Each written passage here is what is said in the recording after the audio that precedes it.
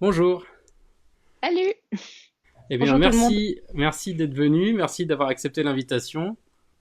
Je vais faire une Bah, petite présentation c'était bon. du bouquin. Tu peux m'arrêter si tu veux compléter, si tu veux rajouter des choses. Je vais mettre la couverture aussi à l'écran en même temps, comme ça. Tac, on l'a au milieu. Donc Spirit, c'est une nouvelle série qui est prévue pour l'instant en 4 volumes, qui est sortie chez Dracou, et qui s'intéresse autour d'un duo de personnages un peu improbable. On a un chasseur de fantômes un peu naïf et une journaliste un peu arriviste. On va s'intéresser donc au spiritisme, à la chasse aux fantômes. On va avoir des complots, des mystères. Il y a un petit côté steampunk, même voire C'est juste. dieselpunk même sur les différences. On a pas mal de choses assez sympas aussi, côté un peu, j'ai trouvé Jules Verne avec des soldats, mais cette fois, qui sont pas dans un sous-marin, mais dans l'air, dans des dirigeables. Donc on va voir ça ensemble. Et donc c'est ta nouvelle série, donc après ta série Clues que tu as terminée. Et tu avais fait aussi un album détective, c'est ça, c'était John Eaton, je Oui, crois. Et c'est ça, exactement, ouais. voilà. Et du coup, tu es parti sur 4 volumes, donc plusieurs années de boulot sur Spirit. Voilà, c'est ça. Plusieurs années, en effet. C'est bien de le préciser. Oui, c'est ça, parce que le premier C'est- tome, t'as mis quoi, 2 ans et demi, c'est Oh, ça? beaucoup plus, Plus? beaucoup plus. Depuis la première, alors réellement, si on compte la toute première idée que j'ai eue, les développements qu'il y a eu, en fait, les premières idées sont arrivées fin 2014. Ouais. En automne 2014, je me rappelle très bien, j'avais fait des croquis et tout. C'était complètement différent, ceci dit. Puis après, je savais que je voulais, en fait, je savais que ma base, c'était je veux faire un truc avec les fantômes, je veux faire un truc avec le spiritisme.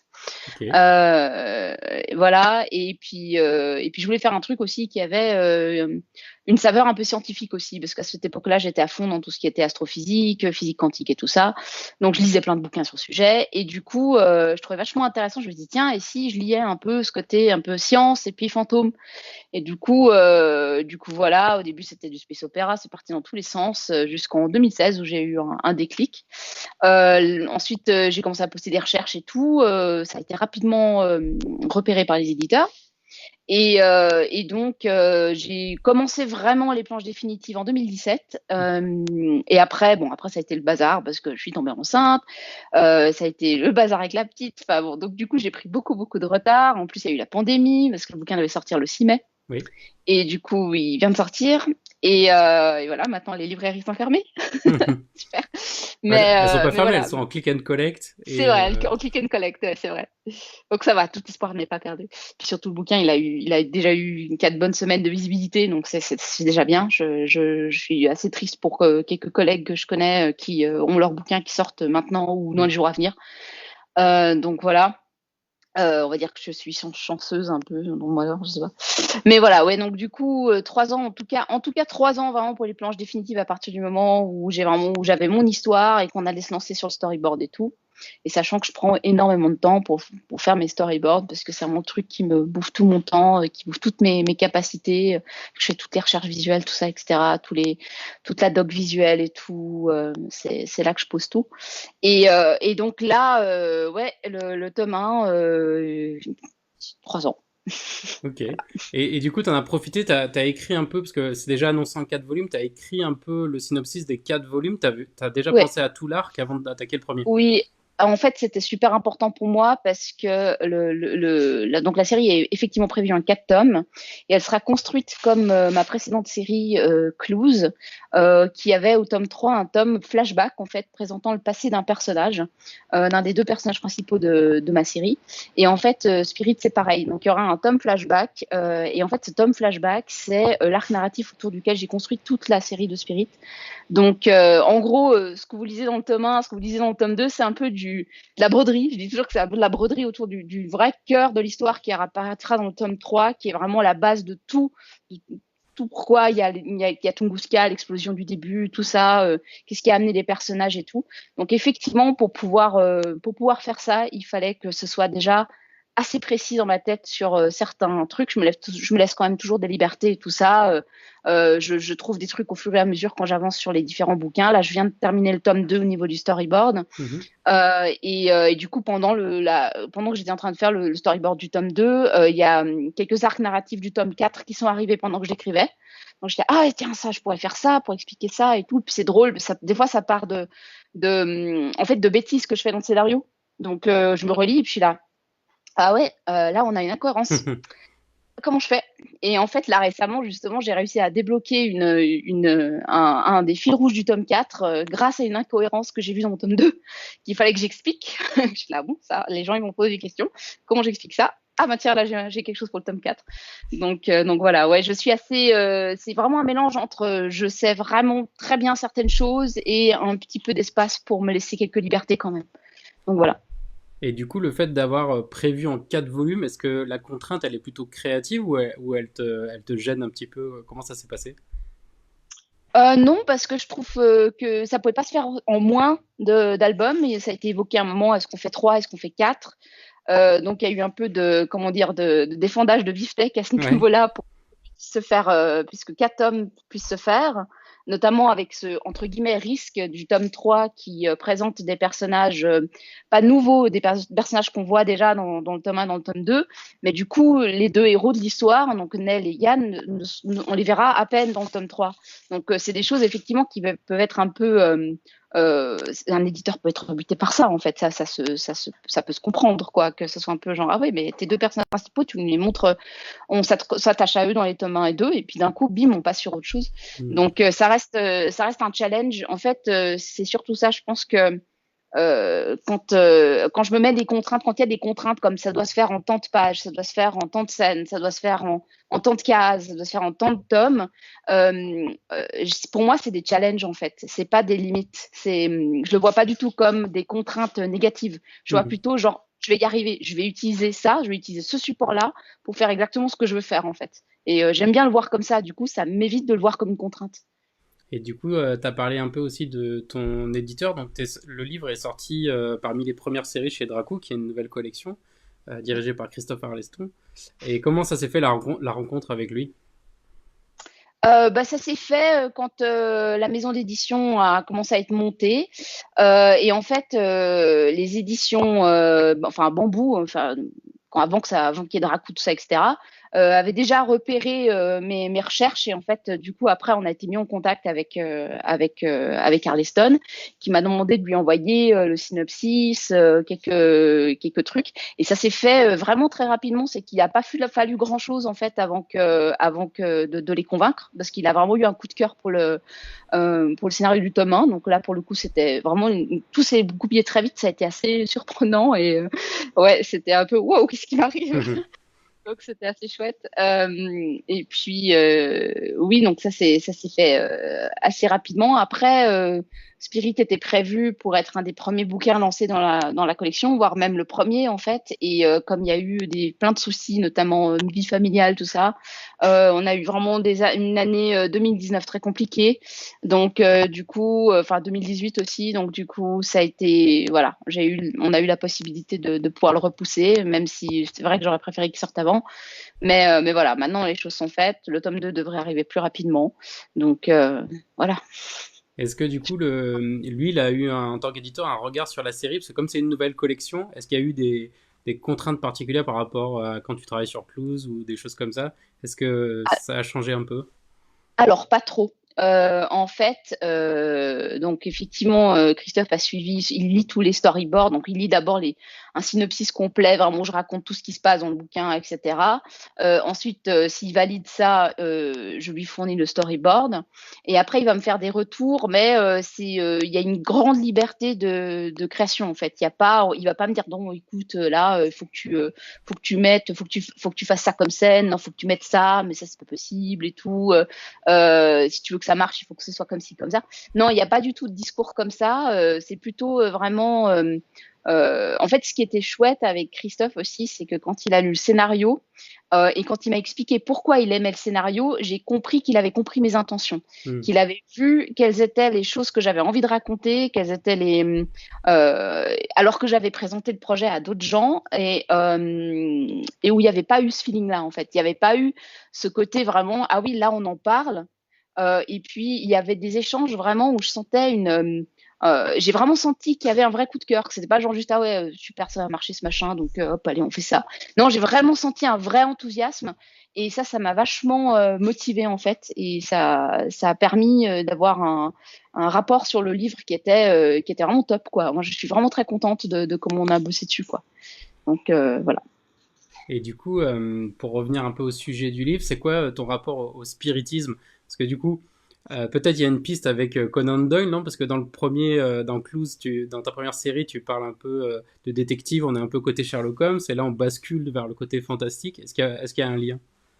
Alors c'est drôle, c'est plutôt une coïncidence en fait. Alors oui, effectivement, Arthur Conan Doyle, pour ceux et celles qui ne savent pas, a écrit un livre sur le spiritisme. Il était fasciné par le spiritisme, notamment dans les années 20-30. C'était un peu plus tardivement, c'était bien après Sherlock Holmes. Donc c'est drôle de se dire que quelqu'un d'aussi rationnel que lui, qui crée un personnage hyper rationnel comme Sherlock Holmes, soit vraiment parti dans le spiritisme, vraiment à fond la caisse.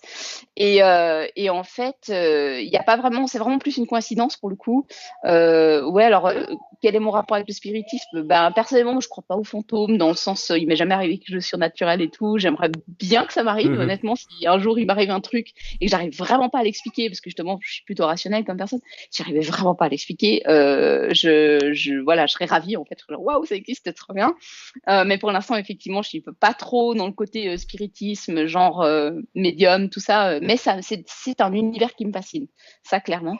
Depuis très longtemps, j'ai toujours eu une attirance pour le paranormal, pour les histoires inexpliquées, que ce soit à travers des bouquins, que des films, des séries, comme les X-Files, les histoires fantastiques, l'émission Mystère sur TF1. Enfin, c'est des choses qui m'ont énormément marqué quand j'étais gamine. Et en fait, voilà, c'était quelque chose que je voulais vraiment, sur lequel je voulais vraiment travailler un jour, en fait. L'univers des fantômes, notamment.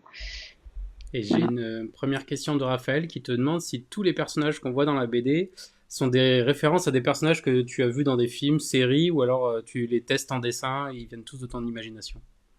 Alors, c'est un peu un mélange de plein de choses, en fait, parce que j'ai beaucoup, beaucoup de références. C'est vrai que Spirit, c'est ultra référencé. Parce que j'ai une bonne culture pop, enfin, une bonne culture pop culture, on va dire. Enfin, j'adore tout ce qui est pop culture et tout. Et je pense qu'il y a un petit peu de, bah, par exemple, dans Yann de Spirit, le personnage principal, on peut voir un petit peu on peut voir un petit peu de Newt Scamander, enfin Norbert Dragono des Animaux Fantastiques, mais c'est aussi Stéphane Mathurin de Master and Commander. C'est aussi, on va dire que c'est ça, c'est ce qu'on appelle des tropes. Les tropes, c'est Mhm. le terme français, il y a pas vraiment de terme français, on pourrait dire cliché, mais ou archétype en fait. Peut-être archétype, c'est bien. C'est des archétypes que j'aime bien. Donc en gros, mes personnages, c'est un mélange de plein d'archétypes que j'aime bien. Enfin, d'un archétype avec où il y a plein d'exemples, voilà, de ce type d'archétype, et que moi, j'ai envie de proposer ma propre version en quelque sorte, avec ma petite touche personnelle, ma patte perso et tout, et puis des relations sympas entre les personnages justement. Mais quasiment tous les personnages, ouais, de Spirit, si pas tous, ont un petit fond de référence qui vient d'un personnage de la pop culture en général, ouais. Ou même d'ailleurs. Ouais, il y a de toute façon ça, ouais. Voilà. Et dans les inspirations aussi visuelles, est-ce que, pareil pour les machines, pour les décors, pour tout ce qui est les instruments, tu as fait des recherches particulières ou là ça vient plus aussi d'imagination? Oh, c'est toujours un mélange de tout aussi. Comme je consomme beaucoup d'art en général aussi. J'ai beaucoup de BD chez moi, j'ai beaucoup de artbooks chez moi. Ben, je pioche dedans en fait. Des fois sur Internet, sur Instagram, sur Pinterest et tout. Je cherche par exemple instruments steampunk, tout ça, etc. Pour les machines qu'il y a dans Spirit, c'est vrai que c'est pas quelque chose que j'ai déjà dit lors de précédents lives. Ce qui est marrant, c'est que je me suis beaucoup inspirée de machines qu'on trouve notamment, enfin d'objets et de machines qu'on trouve au Musée des Arts et Métiers à Paris. Parce que je conseille vivement. La première fois que je suis allée là-bas, j'étais là, waouh, c'est le paradis du steampunk. Il y a des machines là-bas incroyables. Et il y a une machine notamment qu'on voit dans le carnet de croquis à la fin de Spirit, qui est une machine pour faire enfin, qui est censée reproduire des aurores boréales. C'est ce truc avec deux globes sur le côté, c'est absolument incroyable. Ça existe vraiment, ça a vraiment été inventé. Et donc du coup, ce genre de machine, j'ai une banque de données de photos. J'avais pris plein de photos le jour où j'avais visité ce musée, c'était il y a une douzaine d'années, je dirais facilement. Et du coup, c'est toujours resté cet amour pour ces espèces les premières calculatrices, ces machines à aurore boréale, enfin ces trucs complètement qui ont vraiment existé en plus. C'est ça qui est dingue. Donc il y a pas mal de choses qui viennent de là. Ouais, c'est ça, parce que on sent que le personnage enfin, de Yann Alors, en tout cas, pour ceux qui bricolent ces machines, quoi, il y a un côté Ouais. homemade dans tout ce qu'il fait. C'est pour ça que je pensais un peu aux Ghostbusters, il y avait un côté, il y avait un rappel en tout cas. Ah ouais, complètement, ouais, complètement. Moi, j'aime bien de toute façon l'archétype un peu de l'inventeur un peu fou naïf qui se débrouille avec ce qu'il a, bah, qu'on retrouve de chez Doc dans Retour vers le futur, dans Ghostbusters, dans Chérie, j'ai rétréci les gosses. Enfin, c'est vraiment Moi, j'adore ce genre de machine. Ça me rappelle vraiment ces films des années 90 où on mettait sur pause pour regarder comment étaient fichues les Hmm. machines, avec ces espèces d'éclairs tout pourris qui n'étaient pas du tout faits à l'ordi, où c'était, je sais pas comment ils les faisaient et tout, mais qui ont vraiment cette saveur Hmm. particulière, ce visuel très particulier. Et voilà, et c'est quelque chose que j'avais envie de retransmettre dans Spirit, quoi. Voilà. Et justement, ça participe aussi donc de l'univers un peu donc dieselpunk, donc qui est un peu Mm. différent du steampunk. Est-ce que ça, tu peux en dire Ouais. un peu quelques mots parce que c'est pas très courant en fait. Oui, le dieselpunk, c'est moins courant que le steampunk. C'est vrai que steampunk, voilà, on sait à peu près tout ce que c'est. C'est les machines à vapeur, c'est les instruments en laiton, c'est ces trucs avec des boulons et des rouages partout. Et il y a un petit côté aussi un petit peu art nouveau, tout ça. Le dieselpunk, enfin, on peut dire que le steampunk, c'est ce qui est plutôt ère victorienne, début 20e siècle. Et le dieselpunk correspond plus à ce qui se passe dans les années 20, 30, 40, 50. Donc avec des lignes beaucoup plus art déco en fait. Je suis désolée, ma fille qui fait plein de trucs qui babillote en bas là.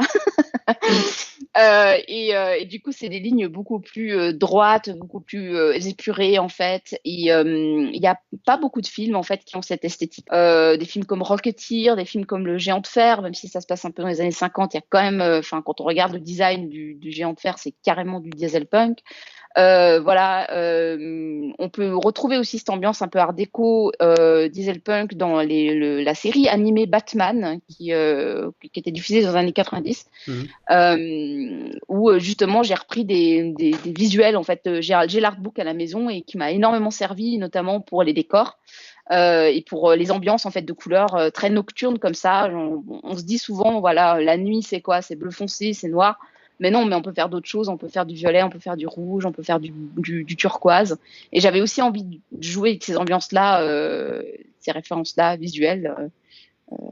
Et ça vient notamment de cette série qui peut être considérée presque comme dieselpunk d'ailleurs. Mhm. Il y a une question de Benoît qui dit est-ce qu'il y a aussi un côté Atlantide de Disney? Est-ce que aussi tu es proche de ce genre de graphisme et d'univers? Ah oui, complètement. C'est l'influence que je revendique, que je revendique le plus en fait. C'est cette influence qu'ont eu les dessins animés des années 90 et début 2000. Ceux qui m'ont le plus marqué visuellement sont Le Bossu de Notre-Dame, Atlantide et La planète au trésor. Après, il y a eu aussi Anastasia, mais c'est pas Disney. Donc voilà, c'était en 98, je crois. Donc toute cette ère de dessin animé qu'il y a eu, ça m'a vachement marqué visuellement. Et en fait, au début des années 2000, il y a commencé à avoir une vague de bandes dessinées qui sont sorties, qui justement avaient cette patte un peu animation, bah, comme les Black Sad, les Sky Doll, tout ça. Et en fait, quand j'ai découvert qu'on pouvait faire ça en BD, parce que moi j'avais déjà un style un peu très Disney comme ça à l'époque. Enfin, je recopiais les dessins des artbooks depuis mes 12 ans. Donc je savais que voilà, mon style serait toujours influencé par ça. Et quand j'ai vu qu'il y avait des BD qui étaient autres que Tintin, Astérix et tout ça, où on est dans un style soit la ligne claire ou Grenet, enfin rien à voir quoi. Quand j'ai vu que l'animation commençait à percer dans le milieu de la BD, ça a été une révélation en fait.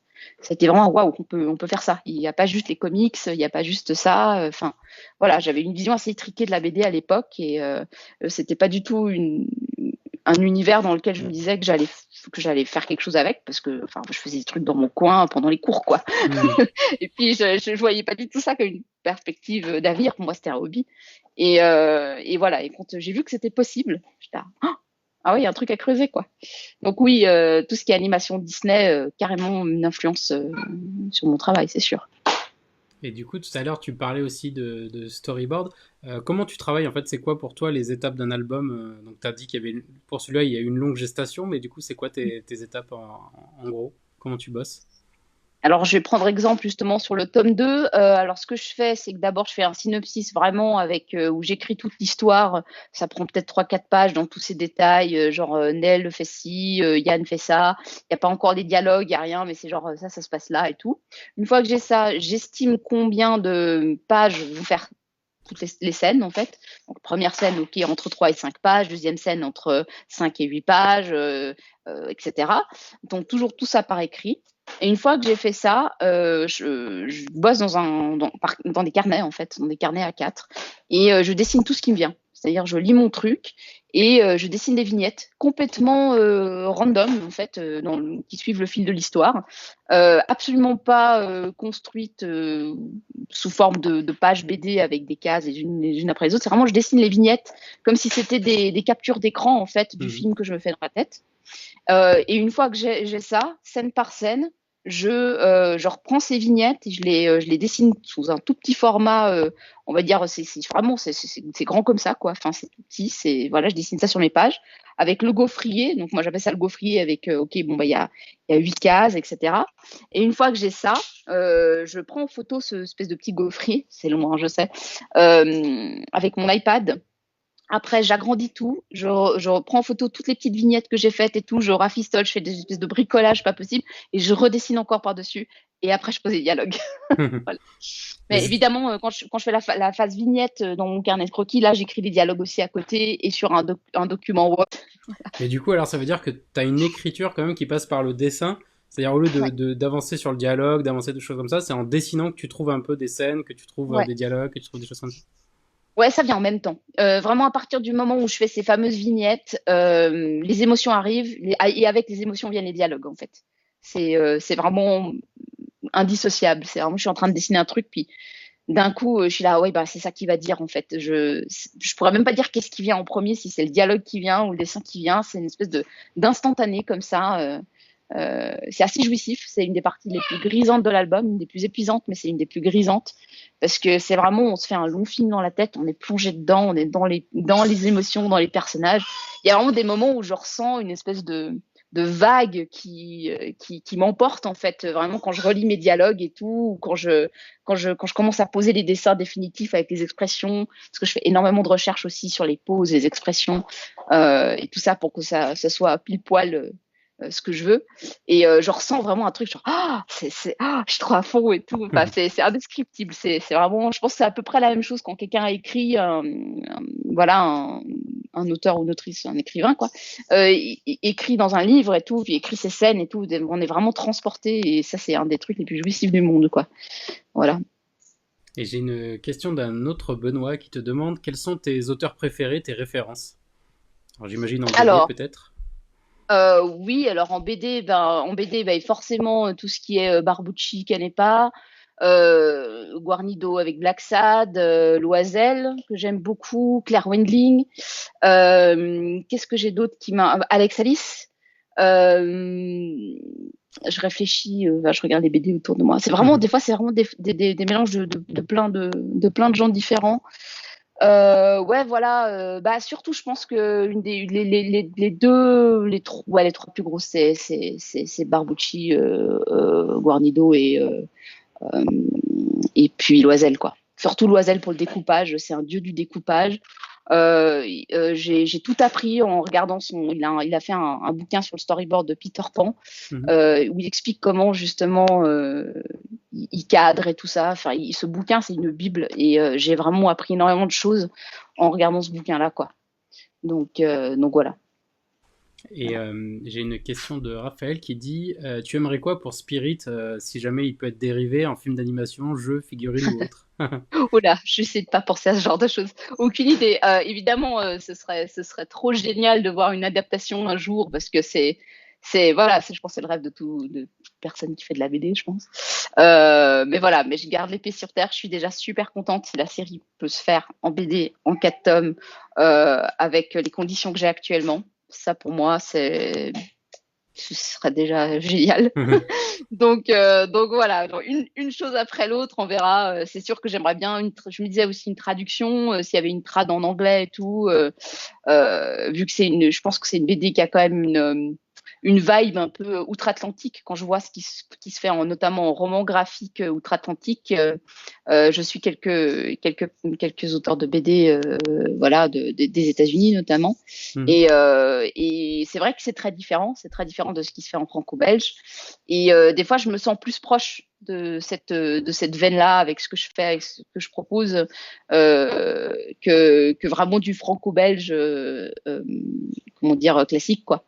Donc voilà. Enfin, personnellement, moi, ce que j'aimerais, c'est que quand on lise mon album, on ait vraiment l'impression de voir un film ou de regarder un dessin animé. C'est vraiment le but. C'est ce que j'essaie de faire dans ma narration et de ma mise en scène, en fait. Mhm. Voilà. Et j'ai une autre question qui te demande est-ce que Spirit se passe dans le même univers que Clues? Est-ce qu'il y a un Maraverse, c'est ça? Est-ce qu'il y a un Maraverse? C'est génial.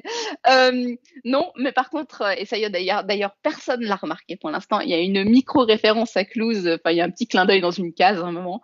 Euh, J'en dirai pas plus, mais non, c'est deux univers différents. Voilà, l'un est fantastique, l'autre pas. Je pense que c'est le côté contexte historique et tout qui donne peut-être cette impression. Et puis les ambiances un peu colorées qui sont un peu similaires et tout. Mais ouais, non, pour moi, c'est deux univers différents et c'est aussi deux approches assez différentes en fait. Même au niveau de comment je m'immerge dans ces deux univers, même au niveau de, voilà, de comment j'ai écrit l'histoire, le type d'univers, la façon dont j'ai eu d'aborder les personnages, les relations de personnages, je pense qu'il y a une patte reconnaissable. J'imagine que ça commence à se voir maintenant dans ma façon d'écrire ou le genre de personnage que j'aime bien, le genre d'interaction que j'aime bien mettre dans mes histoires. Mais c'est vrai que c'est assez différent. Je pense que c'est vraiment comme quand on a deux enfants, quoi. Enfin, on les aime deux pareils, mais c'est très différent, quoi. Pourtant, j'ai qu'une fille, mais je peux très bien imaginer comment ça peut être abordé un peu de la même manière, en fait. Donc, voilà. Et là aussi, dans ce que tu disais, tu as évoqué la couleur. C'est un passage, enfin, je trouve que dans l'album, c'est très important. Est-ce que là aussi, tu bosses en numérique? C'est-à-dire que tu fais tout tes. Donc, tu disais crayonné traditionnel, après, tu passes à la Ouais. tablette pour l'ancrage, et après, la couleur, ça se passe comment? Alors, c'est un peu différent. Le truc, c'est que, en fait, il n'y a pas d'ancrage réellement, c'est du crayonné. C'est vraiment, je fais de l'ancrage au crayonné, Ok. c'est-à-dire que je pousse vraiment le crayonné à fond la caisse avec des porte-mines, enfin un critérium en fait, pour que le dessin soit vraiment bien lisse et bien net, bien marqué. Et après, je passe une couche de lavis en fait à l'aquarelle grise.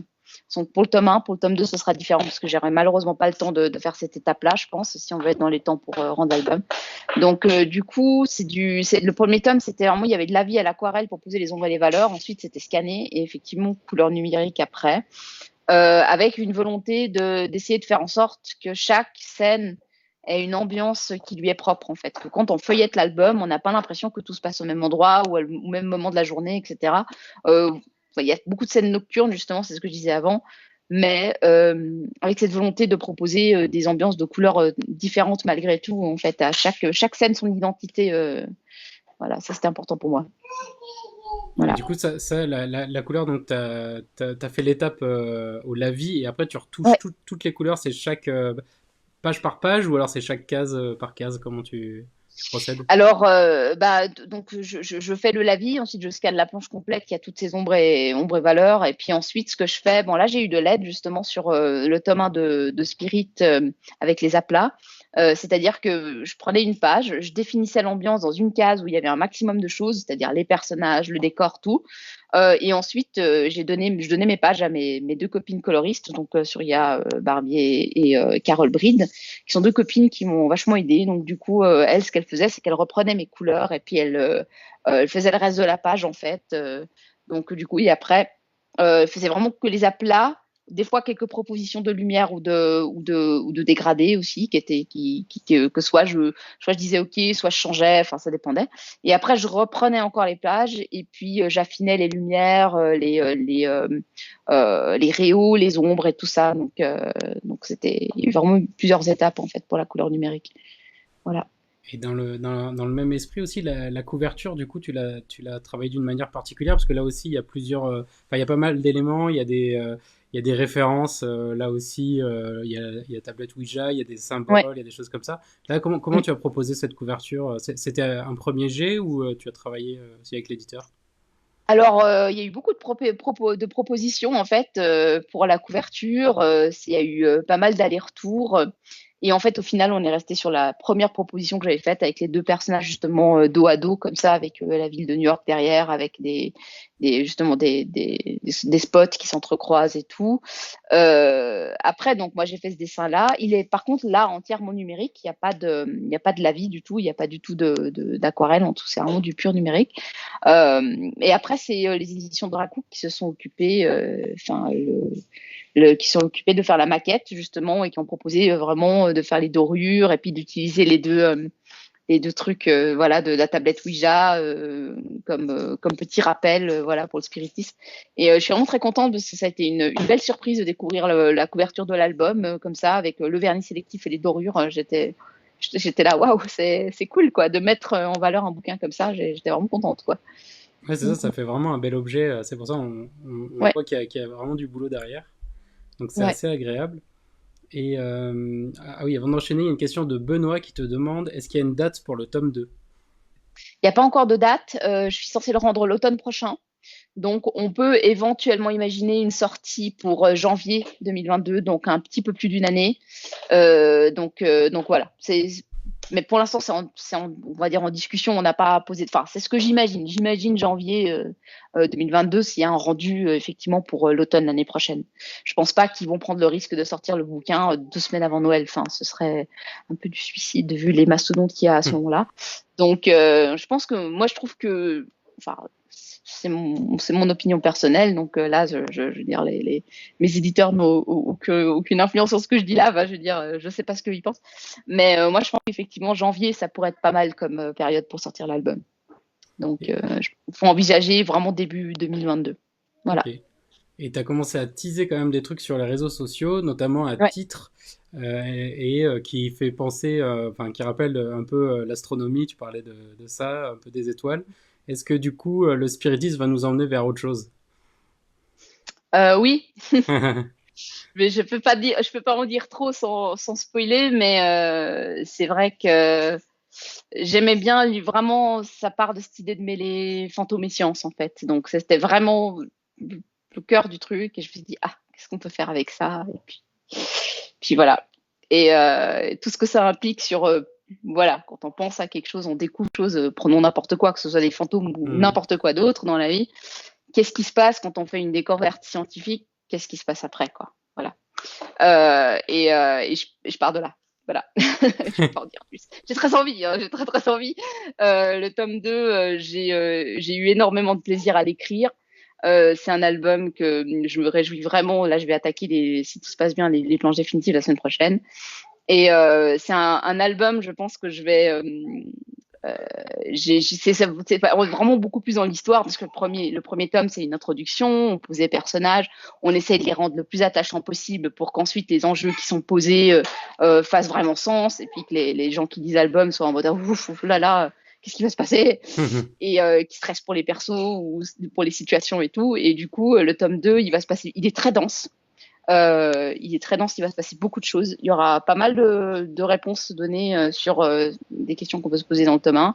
Je sais que c'est très vague, mais c'est tellement dur d'en parler. C'est très frustrant pour moi. Je pense que je suis la plus frustrée du monde entier par rapport à cet album parce que j'ai hyper hâte de savoir ce que les gens vont penser. Donc voilà, pour l'instant, il y a 2 personnes qui l'ont lu, à savoir mon compagnon, mon éditeur. Tous les deux ont bien aimé, donc ça c'est déjà pas mal. Alors qu'ils sont enfin, ils sont pas sympas avec moi. Hein. Ils sont pas sympas avec moi, ils sont pas sympas avec moi. Donc du coup, c'est cool. Puis voilà. Mais ce que j'aime bien, c'est quand je vois des gens. J'ai eu quelques personnes qui ont eu des théories, en fait, Mhm. qui m'ont dit ah oui, moi je pense que si, je pense qu'il y aura ça et tout. Et ça, c'est vraiment si les gens ont des on dirait, essayer de voir au-delà du tome 1 et de se dire il pourrait se passer ci, il pourrait se passer ça, et puis ça, peut-être la clé de ce mystère, c'est ça et tout. Ça, c'est ce que je préfère, quoi. Vraiment, j'aimerais bien que les gens. C'est pour ça que je suis très frustrée de ne pas pouvoir aller en festival et en Ouais. dédicace, parce que du coup, je peux pas avoir ces conversations avec les gens. Et du coup, c'était déjà un truc qui avait un petit peu d'enclouse, bon, pas avec des enjeux aussi plus grands que, enfin, c'était plus personnel quand même dans Clouse. Mais là, il y a des trucs beaucoup plus, enfin, beaucoup plus importants qui vont se passer, enfin sur une échelle plus grande, on va dire. Et du coup, c'est vrai que c'est frustrant parce que j'ai trop envie de faire. Alors, vous pensez que c'est quoi? Vous pensez qu'il s'est passé quoi et tout. Et ouais, ça, je suis trop frustrée. Donc, s'il y a des gens qui se sont dit, ah, moi, je pense qu'il y aura ça, allez-y. S'il y a des gens ce soir qui sont là, qui se posent des questions, qui ont des théories, n'hésitez pas. Ouais, c'est pas mal ça. Donc, voilà. Bah, justement, sur tes réseaux, sur le post, avec le fameux nom de la planète ou des choses comme ça, ils peuvent tenter des théories alors, à partir d'aujourd'hui. Ouais, enfin, c'est le nom que tu dis que j'ai utilisé aujourd'hui, tu veux dire? Ouais, Oui, alors c'est un nom qui apparaît dans le tome 1, c'est le personnage que recherche le grand méchant de l'histoire. Donc en fait, on voit plusieurs fois qu'il prononce ce nom et du coup, on comprend qu'il cherche cette personne.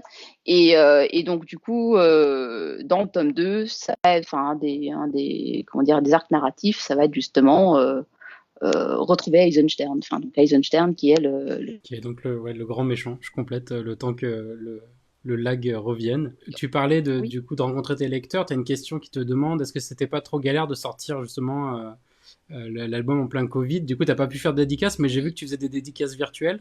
Il y a Ouais, ça. il y a une librairie à Mulhouse, la librairie Tribule, qui propose des dédicaces virtuelles. En fait, ils ont trouvé un système qui a l'air de plutôt bien fonctionner. Ils ont déjà demandé à quelques auteurs qui ont joué le jeu. Ils ont une belle brochette d'artistes là. Ils vont avoir Cyril Pedrosa, ils vont avoir Karim Fria. Donc voilà, d'ailleurs en ce moment, je crois ce soir là, en ce moment même, ils font une dédicace avec Julien Mottler, si je ne dis pas de bêtises. Donc du coup, ils ont trouvé ce système et moi je suis vraiment ravie parce que ouais, effectivement, comme je disais, voilà, j'ai fait deux dédicaces en Suisse en me disant ok, c'est certainement les dernières Mhm. avant très longtemps. Et moi personnellement, c'est un truc. Je sais que j'ai des collègues auteurs autrices qui sont pas très fans des dédicaces, mais moi j'adore ça. J'adore l'échange avec le public, j'adore dessiner pour des gens, discuter avec eux. Voilà, donc c'est vrai que c'est un peu frustrant. Enfin, Ok. surtout quand c'est un premier tome et que c'est un nouveau bébé, en quelque sorte, on a fait le scénario, le dessin, la couleur, où on a tout mis dedans. C'est quand même assez personnel et intime, et puis on a envie de savoir ce que les gens pensent et tout, puis pouvoir en discuter avec eux, et ouais, c'est frustrant. Mais voilà, je pense il y a des choses qui vont se généraliser un petit peu au niveau des lives. Ça, c'est déjà super qu'on puisse avoir ce genre de possibilités-là pour en Ouais. parler. Et puis, justement, le dédicace virtuel, ben, on verra comment ça se passe. C'est le 20 novembre. Donc voilà, les inscriptions sont déjà ouvertes. Il suffit d'aller sur la page Facebook de la librairie Tribune à Mulhouse ou de les contacter directement, dire ouais, je réserve, voilà. Et puis voilà, on verra si c'est un truc qui marche ou pas. Ouais, on regardera Voilà. alors 20 novembre. Je note. C'est ça. Tu avais une autre question sur le processus créatif par rapport au rythme de parution. La question c'est pourquoi le rythme de parution est plus lent pour la BD que par rapport aux comics et aux mangas. Et peut-être aussi, moi je me demandais en parallèle, pourquoi aussi t'es pas parti sur un volume plus épais plutôt qu'une série dans la Ouais, même idée. c'est une bonne question. C'est vrai que j'aurais pu faire. Je sais pas, ça me paraissait naturel de faire une série de 54 pages à chaque fois. C'est un format qui me convient bien. Ma première série Close, c'était du 46 pages, et puis ça me convenait plutôt pas mal. Ben la raison pour laquelle en comics et en manga ça va plus vite, ben la réponse elle est assez simple, c'est qu'en fait ils sont une chier sur un seul bouquin. Même quand tu as des gens qui font du manga, en fait, ils ont des assistants qui vont faire les décors. Il y en a un autre qui va faire ci, il y en a un autre qui va faire ça. Dans les comics, c'est pareil. Il y a quelqu'un qui va faire le crayonné, il y a quelqu'un d'autre qui va faire l'ancrage, puis quelqu'un d'autre qui va faire la couleur. Beaucoup de gens différents.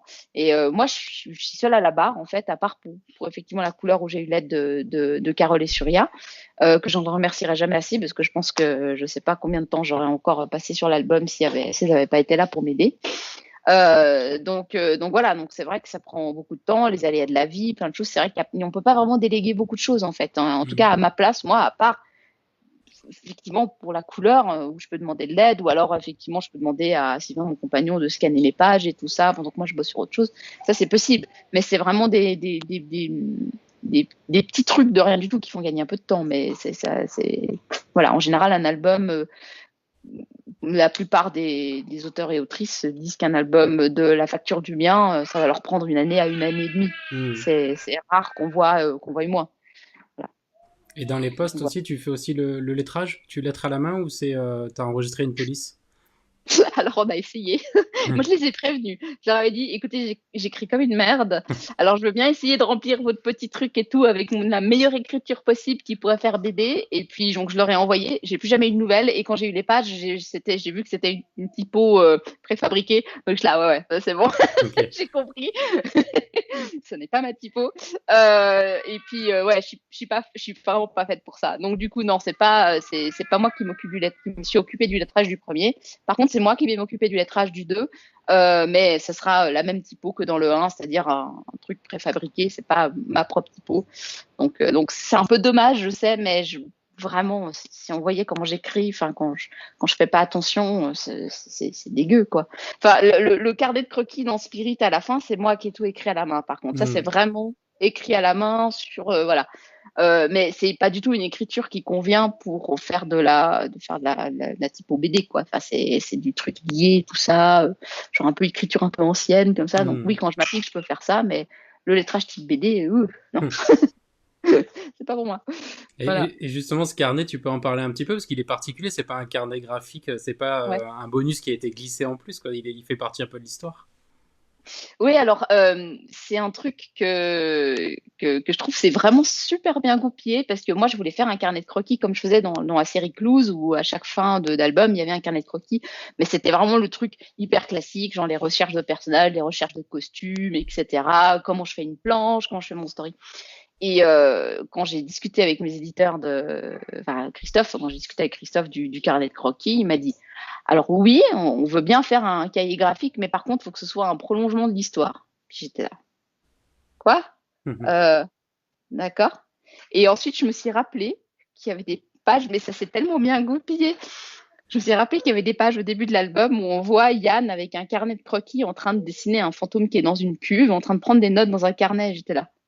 Mais c'est bon, le terrain il est balisé en fait, c'est Hmm. parfait. Et du coup, je me suis dit, bah, je vais faire le carnet de Yann.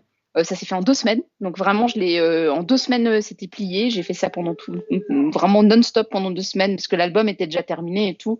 On était dans les derniers, je devais le rendre fin janvier, début février de cette année. Et en fait, du coup, je l'ai terminé 2 jours avant le confinement, parce qu'il y a eu plein d'allers-retours, de trucs. Mais entre février et mars, justement, il y a eu 2 semaines où c'était full carnet de croquis. Et je me suis éclatée, je suis vraiment éclatée à essayer de me dire, bon, ok, qu'est-ce qu'il raconte? Et en fait, je me suis arrangée pour que ça suive chronologiquement de l'album, en fait. C'est que vraiment, ça commence avec les premières pages, on voit une coupure de journal avec la médium qui va au début. Et puis après, le fait, il y a l'incendie, et puis il y a ses pensées par rapport à ça et tout. Puis quand il va chez la journaliste, justement, Mhm.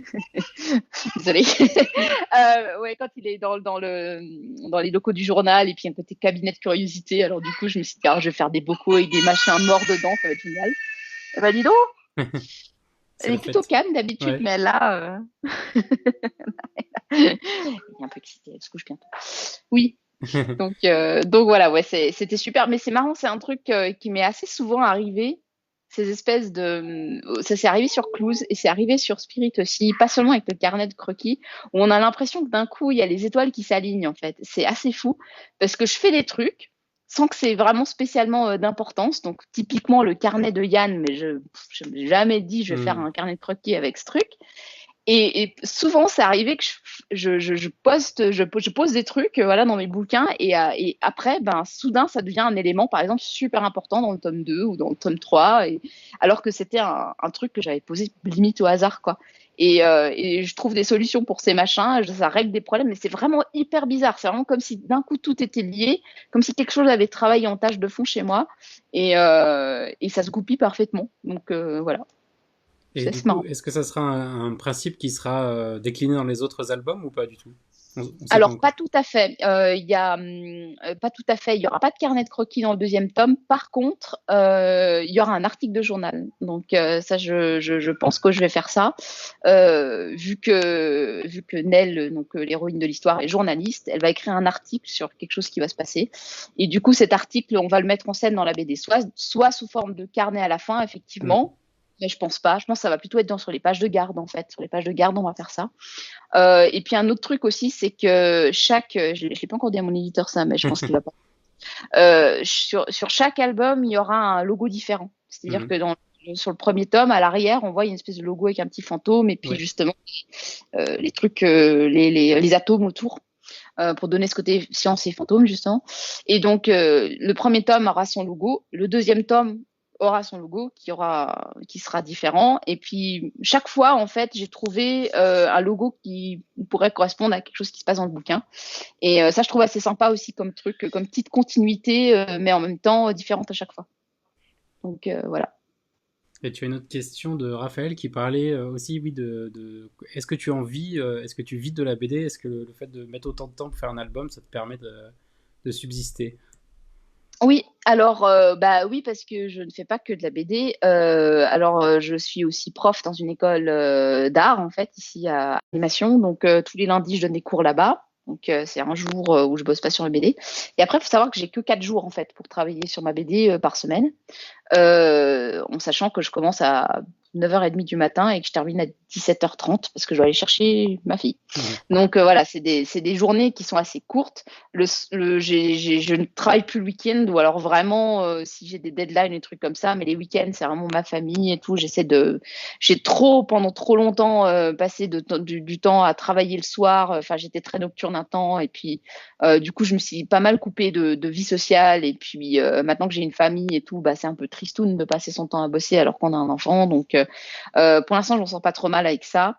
Et puis sinon, bah, je vends régulièrement des originaux aussi. Ouais, je roule pas sur l'or, hein, je veux dire, disons-le tout de suite. Mais je m'en sors plutôt bien. C'est plutôt, qu'on va dire, confortable pour l'instant. Donc, je suis pas dans la dèche, ça va. Les éditions Dracou sont vraiment sont top au niveau financier aussi. Ça se passe très bien. Ils traitent très bien leurs auteurs. Enfin, c'est Bambou en fait, Dracou et qui ont toujours eu une très bonne réputation à ce niveau-là, et ils sont totalement à la hauteur de leur réputation par rapport à ça. Et donc, du coup, ouais, oui, je m'en sors. Mais faut savoir aussi que non, comme je disais, le premier tome, j'ai mis beaucoup, beaucoup de temps à le faire parce que voilà, j'étais enceinte, j'ai eu la petite. Enfin, on sait tous comment c'est compliqué. En plus, vraiment beaucoup de soucis aussi de santé par rapport à la petite, enfin qui ont été. Ouais, 2019, c'était vraiment une année de merde. Mhm. Pour moi, c'était pire que 2020, c'est pour dire, si Ouais, jamais. ok. Voilà.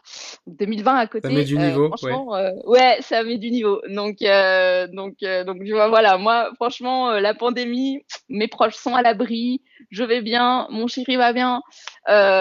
Donc, nous, dans notre petite bulle, on va pas trop mal, quoi. Mais c'est vrai que 2019, c'était plus jamais, quoi. Ok. J'espère plus jamais. Voilà. Et pour revenir à la question tu disais tu vendais des originaux. Je Ouais. crois que tu as parlé de faire un crowdfunding pour publier un artbook, c'est ça? Oui, Tu prépares oui, ça? j'aimerais bien. Ça fait des années en fait que j'aimerais faire ça, et puis que mon compagnon Sylvain justement me soutient à fond là-dedans. Maintenant, c'est juste une question de quand, c'est-à-dire trouver le temps et tout, on a tout scanné. Il y a entre 200 et 300 dessins qui ont déjà été scannés, sans compter d'autres trucs que j'ai fait entre temps et tout.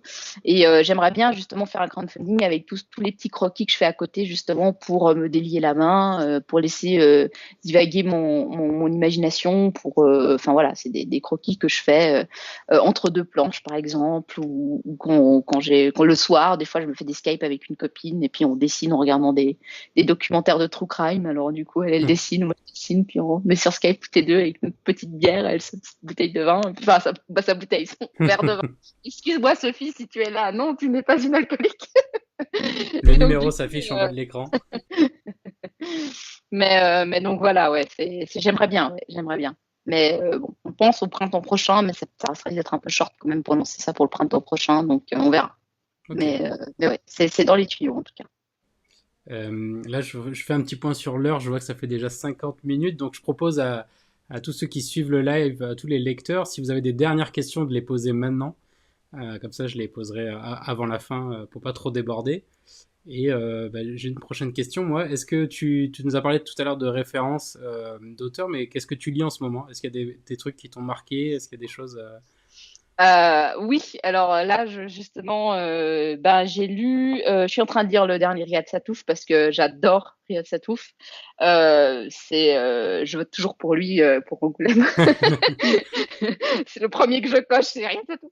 J'adore. J'ai pris le dernier Chloé Cruchaudet aussi que j'ai pas encore lu, Les Belles Personnes.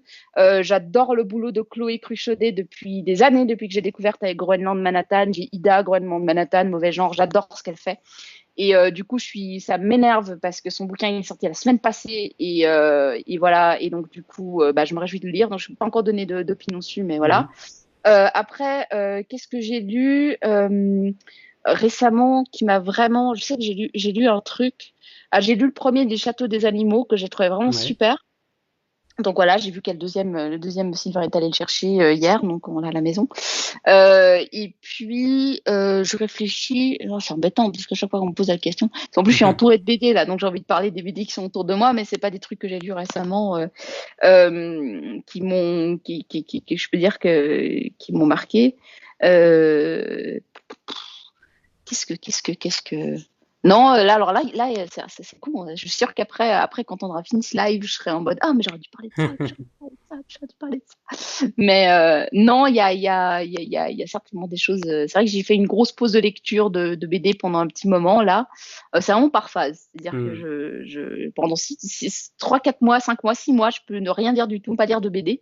Et soudain, d'un coup, j'en prends une, je la lis et je binge toutes les autres que j'ai sur ma pile à lire ma pile à lire et c'est un peu ce qui est en train d'arriver en ce moment parce que justement dès que j'ai fini le Satouf je vais m'attaquer au Chloé Cruchaudet puis il y a plein de choses super qui sortent en ce moment en plus j'ai un peu suivi parce que comme je suis un peu Spirit comment Spirit est Ouais. reçu sur internet un peu à gauche à droite bah du coup je vois les autres sorties et tout je suis là oh, il y a vraiment du beau monde là c'est super quoi.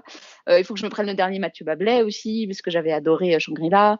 Ça a été une grosse claque, hein, Ouais. Shangri-La, ça a été une grosse claque. C'est marrant parce que je lis beaucoup, justement, j'ai plus tendance à lire des romans graphiques que des BD qui sont un peu dans la même veine que ce que je fais, on va dire. J'ai beaucoup de BD que j'aime aussi juste visuellement, c'est-à-dire je suis là, waouh, c'est super beau, et je les ai chez moi et je les ai jamais lus. Je vais pas Ok. dire lesquels parce que c'est pas très sympa, mais c'est pas que c'est pas très sympa, c'est que je les regarde, hein, je passe des heures en plus à les regarder, mais je les ai jamais lus. Pour dire, le premier Black Sad, je crois que j'ai dû mettre 4 ans à le lire, alors que j'ai passé des 4 années à l'avoir à la maison à le décortiquer visuellement. Et après, au bout d'un moment, j'étais, ah bon, et si je le lisais maintenant? Ouais. Ouais, il y a un côté, c'est un outil de travail un petit peu aussi, quoi. C'est ça, ouais, exactement, exactement. Bah, justement, il y a une BD là, c'est une américaine. Enfin, c'est deux nanas en fait qui ont fait une BD qui est sortie en crowdfunding il y a 2 ans, je crois, 2 ou 3 ans, qui s'appelle Grimoire Noir. Donc, c'est absolument pas connu ici, mais je crois que ça va être édité par un éditeur français, justement Delcourt ou Dargaud, je sais Ok. plus. Et c'est absolument splendide. C'est un truc avec des fantômes en plus. Le dessin est absolument, on va tomber par terre. C'est vraiment ma came, vraiment une espèce de dessin un peu animation, mais un peu gothique comme ça, très très doux, assez poétique et tout, hyper détaillé, super beau. Grimoire Noir. Donc ça a été une claque visuelle. Et d'ailleurs là, je viens d'enrichir l'auteur parce que je lui ai acheté un original. Puis j'ai craqué encore pour des prints Mhm. et tout. Alors du coup, il va falloir que je que je tabasse de la planche pour pouvoir acheter les originaux que je lui ai pris parce qu'ils sont un peu chers, mais je là, ah, c'est trop beau, j'achète. Mhm. Donc voilà. Ouais. Et alors, dans les questions qui viennent d'arriver, tu avais une question qui te demande est-ce que tu travailles sur un seul projet à la fois? Ouais, je préfère parce que le problème c'est que je peux vite me retrouver euh, en fait, je m'emballe super vite pour ce que j'écris. Donc, comme je l'expliquais avant, c'est-à-dire que quand je commence à écrire, je ressens vraiment des bouffées de trucs, je ressens les émotions, ça me fout dans un état vraiment spécial, en fait. Vraiment, bon, je prends pas de drogue, mais je sais pas, c'est vraiment un truc, ça pourrait s'apparenter à ça. Il y a un côté hyper enivrant, en fait. Et donc, du coup, je suis à fond dans le truc. Mais si, par exemple, j'ai des autres idées qui commencent à arriver, bah, ça risque de parasiter parce que je suis là, genre, ouh, il y a ce nouveau truc là qui a l'air bien, qui est tout brillant, tout shiny, vite, Mhm. vite, allons le développer. Et puis, du coup, le problème, c'est que je risque de faire chut dessus, puis d'être trop sur ce truc-là et pas assez sur le projet là, ici, maintenant, quoi. Donc, du coup, je fais super gaffe à ça. Je fais super gaffe à ça. Donc, j'ai des trucs qui travaillent en tâche de fond. Je sais déjà ce que je vais faire après Spirit, mais pour l'instant, j'essaie de pas trop être à fond dessus parce que sinon, je risque de me perdre. Et Donc dans le voilà. prolongement de cette idée-là aussi, tu as toujours bossé en solo et les collaborations, ça te tente pas? Tu serais pas attiré par ce genre de Ben, choses? sur Détective, j'ai bossé avec Eric Hanna, le scénariste, et puis David Chauvel de Delcourt. Et en fait, c'était super parce que c'était vraiment une très chouette collab à tous les niveaux. C'est vraiment arrivé au moment où j'étais en train de terminer le 4e tome de Clues, en me demandant bien qu'est-ce que j'allais faire après de ma vie, parce qu'à cette époque-là, bon, j'avais mes premières vagues idées pour Spirit, mais c'était hyper vague, quoi. Enfin, c'était juste, je veux faire un truc avec des fantômes et pas plus loin. Et du coup, quand ils m'ont proposé Détective, ils m'ont dit voilà, est-ce que ça te dirait de faire ce tome-là et tout. Et puis j'ai vu que c'était vraiment quelque chose qui était dans le même type d'univers que Clues, un dessinateur différent à chaque album. Et puis quand j'ai vu les styles, j'étais là. Ah ouais, c'est cool, c'est le genre de truc que j'aime bien et tout. Et quand j'ai lu le scénario, j'étais là, waouh, il est super. En plus, j'avais lu les précédents et de tous les personnages, enfin, j'avais lu notamment le premier set détective où ça présente tous les personnages qui ont ensuite été déclinés un par tome pour la Mhm. série. Et en fait, le personnage que je trouvais le plus intéressant, en fait, psychologiquement parlant, bah, c'est celui sur lequel on voulait que je bosse. Donc j'étais là, go. Cool. Et c'était parfait. Et en fait, honnêtement, c'était des vacances, quoi. C'était bosser sur cet album, c'était des vacances. Comparé à bosser sur un album où on fait le scénario, dessin, couleur, storyboard, tout, quoi, Hmm. où c'est vraiment vos tripes sur la table. Là, c'était une promenade de santé. C'était vraiment genre, j'étais là, je faisais mes pages comme ça et tout. Voilà, je l'ai rendu avec 3 ou 4 jours d'avance sur le planning. C'était parfait. Pas du tout fait dans le stress et tout. C'était vraiment chill.